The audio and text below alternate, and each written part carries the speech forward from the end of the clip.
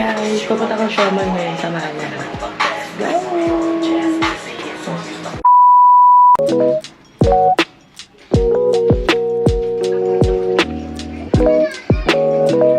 Paglabas ko kumukulimlim na parang uulan. Medyo umaambon na din. Ayan, umulan na nga. Binabagyan na din si Bakula. Pero aalis pa din para gumastos. Nakarating na din ako sa siomay guys. Pagpasok ko, may nadaanan pa akong ukay. Namili-mili pa ako dyan guys. Ayan, sukat-sukat ako. Siyempre, nabudol na naman. Pumunta din ako ng Watson guys kasi bibili din ako ng gamot ni mama. Ayan, for the bayad na siya. After ko sa Watson, dumaan ako sa DIY. Sabi ko titingin lang ako pero ang dami kong nabili. Yan, pili-pili pa siya. Kala mo naman napakaraming pera. Yung binibili ko naman guys para naman sa kwarto yun. Kasi nagbabalak ako maglinis kasi super alikabok na niya. Hanggang sa sinisipon na ako at parang magkakaroon ako ng sakit. Gastadora talaga eh. So fast forward guys, andito na ako sa bahay. Nakauwi na ang babaeng gastadora. Dito na tayo sa bahay guys. Tapos na tayong gumastos. Wala na tayong 1 week allowance. Naubos. After neto, magpapahinga lang ako. Tapos, naglilinis na naman tayo ng bagong kwarto guys.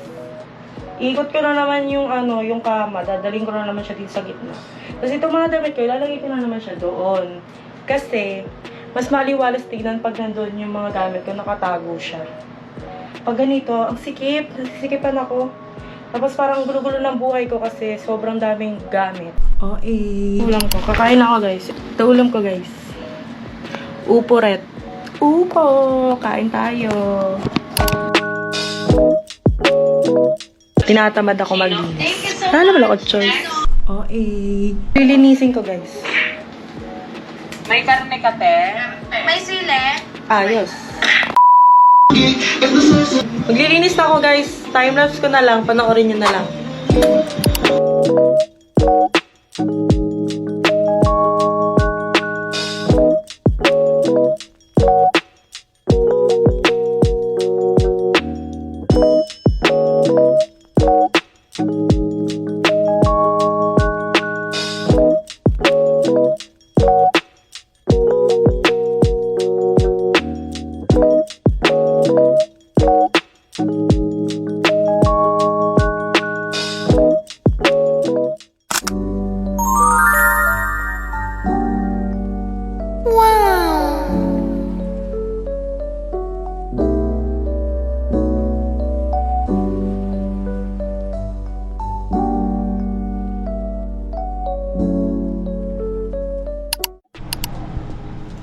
Gusto ako maglinis guys. Ito na ang nangyari.